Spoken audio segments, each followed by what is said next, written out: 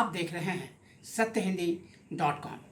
गोदी मीडिया और कॉरपोरेट पत्रकारिता के इस युग में आप यदि निष्पक्ष, बेबाक और निडर पत्रकारिता को समर्थन देना चाहते हैं तो सत्य हिंदी के ग्राहक सदस्यता अभियान से जुड़िए। और इसके लिए आप इस वीडियो के डिस्क्रिप्शन पर जाएं और वहां लगे हुए लिंक को क्लिक करें।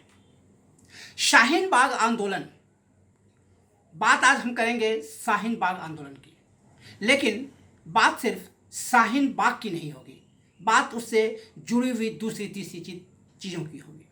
मैं आपको याद दिलाऊं कि उस शाहीन बाग आंदोलन में एक चर्चा हुई थी शाहीन बाग की दादी की। 82 साल की उम्र, पोपला मुंह, झुर्रियों भरा चेहरा, लेकिन चमकती हुई आंखें और बहुत ही तेज आवाज। ये थी वो शाहीन बाग की दादी, 82 साल की महिला। उनका नाम था बिल्किस। वो चर्चा में है। वो चर्चा में इसलिए है कि टाइम मैगजीन ने 2020 के लिए दुनिया भर के जो 100 सबसे ज़्यादा प्रभावशाली लोगों की सूची जारी की है, उसमें उनका भी नाम है और उनका नाम आइकॉन के रूप में है।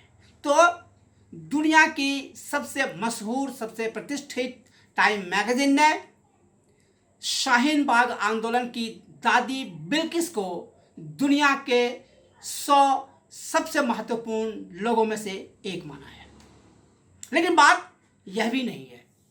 बात यह है कि उनके माध्यम से या उनके बहाने शाहीन बाग को रिकॉग्नाइज किया जा रहा है। उनके बहाने शाहीन बाग आंदोलन को मान्यता दी जा रही है और उसी बहाने शाहीन बाग की चर्चा एक बार फिर से होनी चाहिए। और इसके साथ ही चर्चा होनी चाहिए उनसे जुड़ी हुई कुछ बातों की, जिसकी ओर ध्यान दिलाना ज़रूरी है। आपको ध्यान दिलाना यह ज़रूरी है कि शाहीन बाग आंदोलन क्या था, क्यों था और उससे जुड़ी हुई क्या चीज़ें थी। नागरिकता, CAA और NRC, इन दो कानूनों के खिलाफ दिल्ली के शाहीन बाग में घरेलू महिलाओं ने सड़क पर धरना देना शुरू किया था और बाद में इससे समाज के सभी वर्गों के लोग जुड़ते चले गए थे।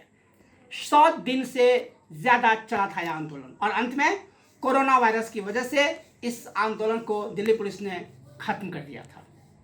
लेकिन महत्वपूर्ण बात यह है कि शाहीन बाग के आंदोलन के बारे में कुछ लोगों का, एक पर्टिकुलर पॉलिटिकल पार्टी के लोगों का और उससे जुड़े हुए लोगों का, संस्थाओं का क्या सोचना था और उससे सहानुभूति रखने वाले मीडिया का क्या सोचना था। शाहीन बाग आंदोलन को देशद्रोहियों का अड्डा के रूप में चित्रित किया गया था। यह कहा गया था कि यह बहुसंख्यक हिंदुओं के खिलाफ अल्पसंख्यक मुसलमानों का आंदोलन है। इसे हिंदू वर्सेस मुसलमान करने की कोशिश की गई थी। यह कहा गया था कि शाहीन बाग आंदोलन में मंच से कुरान की आयतों का वर्णन किया गया है और कुरान की आयतें पढ़ी गई हैं। यह कहा गया था कि शाहीन बाग के मंच से पाकिस्तान जिंदाबाद के नारे लगाए थे। मीडिया में यह कहा गया था कि शाहीन बाग के मंच पर पाकिस्तान का झंडा फहराया गया है। ये तमाम बातें बेबुनियाद थी, लेकिन मीडिया का एक वर्ग ये सब चला रहा था और उसके सूरवीर एंकर और उसके बहुत ही योद्धा पत्रकार और उसके रिपोर्टर वहां से ग्राउंड रिपोर्टिंग कर रहे थे, जो कि तथ्यों से, सच्चाइयों से परे था। और ये बात इतनी आगे बढ़ी थी कि स्वयं प्रधानमंत्री ने एक जगह भाषण देते हुए कहा था कि शाहीन बाग का में जो कुछ हो रहा है ये संयोग नहीं है, ये प्रयोग है। उसी तरह प्रधानमंत्री ने यह भी कहा था कि जो आतंकवादी है उनको कपड़ों से पहचाना जा सकता है। और थोड़ा नीचे उतरिए, बीजेपी के एक बहुत बड़े, बहुत महान नेता हैं जिनका नाम है कपिल मिश्रा। उन्होंने कहा था, उन्होंने नारा दिया था, देश के गद्दारों को गोली मारो सारों को। उन्होंने दिल्ली पुलिस से यह कहा था कि इस शाहीन बाग आंदोलन को खत्म कराइए और इस रास्ते को आप क्लियर कराइए, यहाँ से लोगों को हटाइए।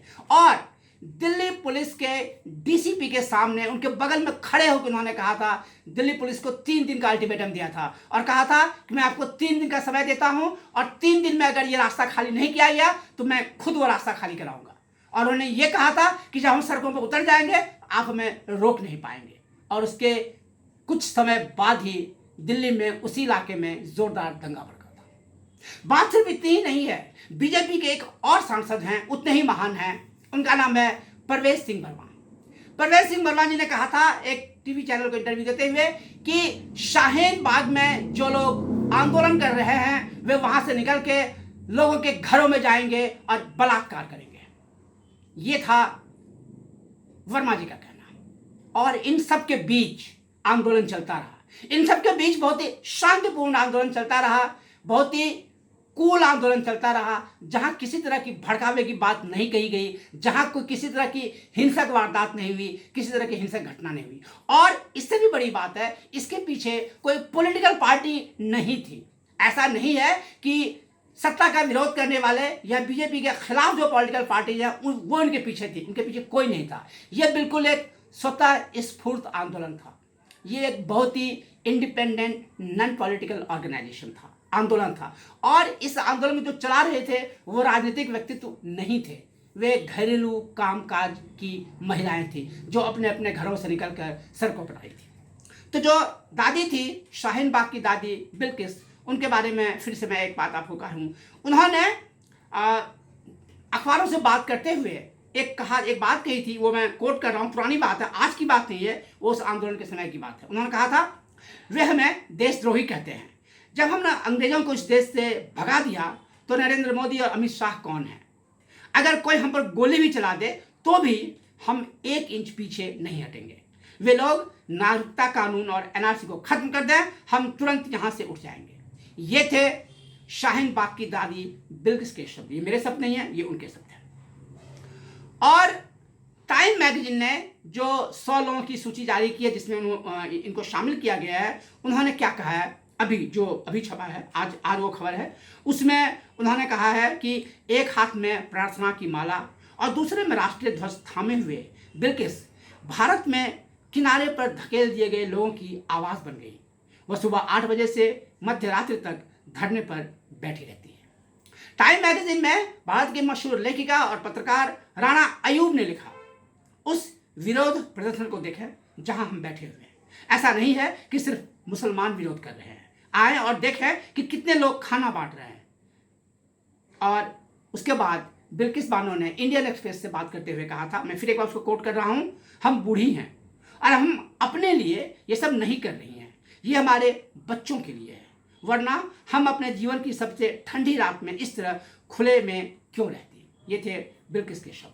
मैं आपको याद दिलाऊं कि ये दिसंबर जनवरी का समय था। ये तब था जबकि दिल्ली में तापमान 10 डिग्री, 12 डिग्री, 15 डिग्री या उससे भी कम होता है। ये तब था जब दिल्ली में कड़ाके की ठंड पड़ रही थी और कड़ाके की ठंड में दिल्ली की कुछ महिलाएं बीच सड़क पर खुले में और खुले आसमान के नीचे प्रदर्शन कर रही थी, धरना कर रही थी। वो CAA NRC का विरोध कर रही थी, उसे वापस ले जाने की मांग कर रही थी। और एक तबका उसके खिलाफ था जो उनके खिलाफ हेट स्पीच दे रहा था, जो उनके खिलाफ नफरत का माहौल खड़ा कर रहा था, जो नारे दे रहा था, देश के गद्दारों को गोली मारो सालों को। और उसी आंदोलन की थी 82 साल की महिला बिल्किस, जिन्हें टाइम मैगजीन ने दुनिया की सबसे प्रभावशाली 100 लोगों में चुना। इसमें मैं एक बात और जोड़ूं कि दुनिया के 100 प्रभावशाली लोगों में हमारे माननीय प्रधानमंत्री नरेंद्र मोदी का भी नाम है।